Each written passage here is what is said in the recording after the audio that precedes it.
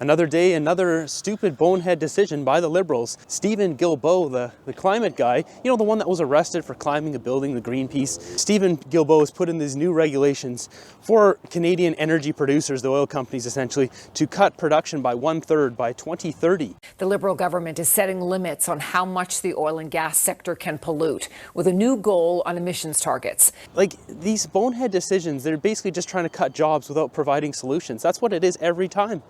I don't like oil just like anyone else. No one wants companies to be pulling oil out of the ground, but the country, the world runs on oil.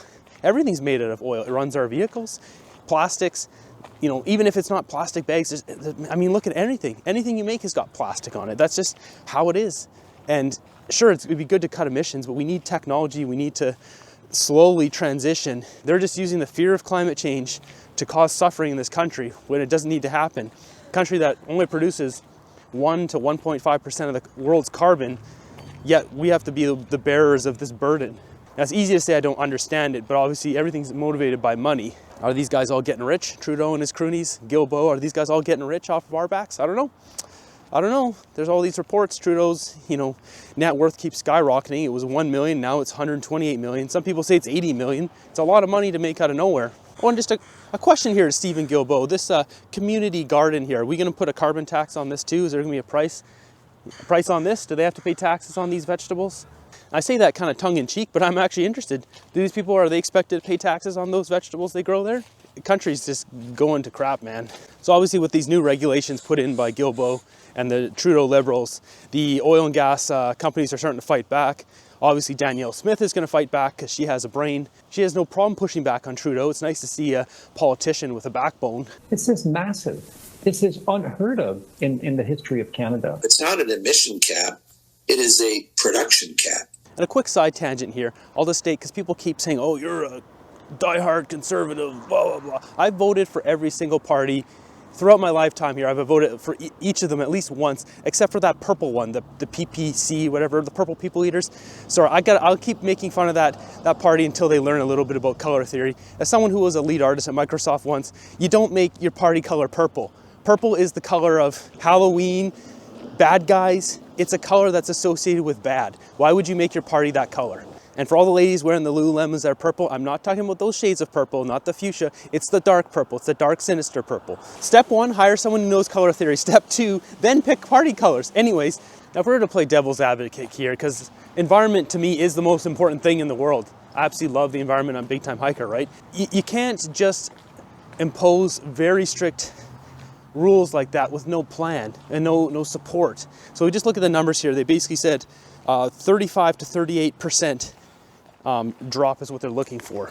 That cap is imposed based on the 2019 levels. It also says offset credits or pay into a decarbonization fund.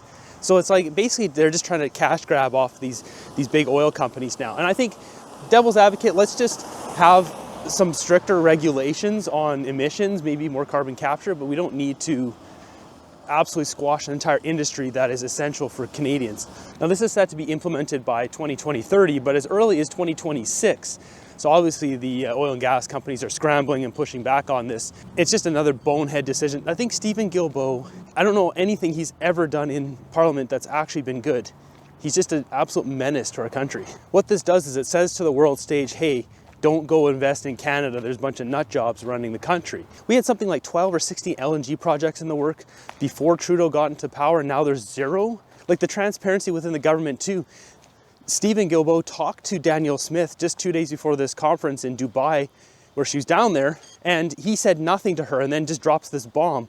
It's funny too, the wording, she calls him a menace too. Check out this clip. He's a menace. He's a menace to us. He's a menace to national unity. He is clearly destructive in trying to get to some common ground, and that is on him. It's not on us. Danielle Smith has vowed once again to take them to court and sue the government for being boneheads, which is great. It's nice that we have at least one premier. You got Scott Moe obviously pushing back.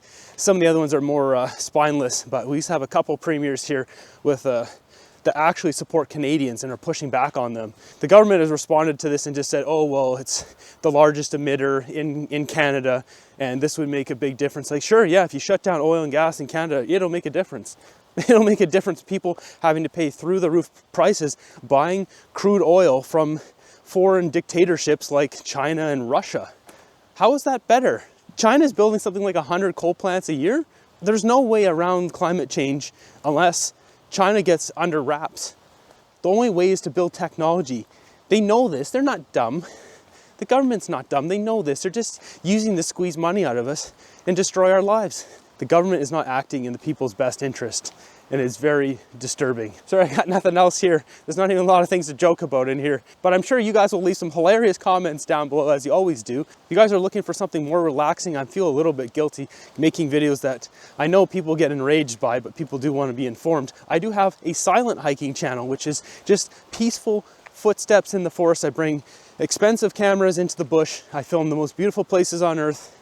If you want to check that out, something to put on the background when you're cooking or eating or studying or whatever, it is really relaxing. I always make sure when I edit those that I feel incredibly relaxed after rewatching it back, or it doesn't do its job. So, and that's different than my other hiking channel, which is an adventure backpacking gear review channel. So if you're interested in that, I'll link that up right here.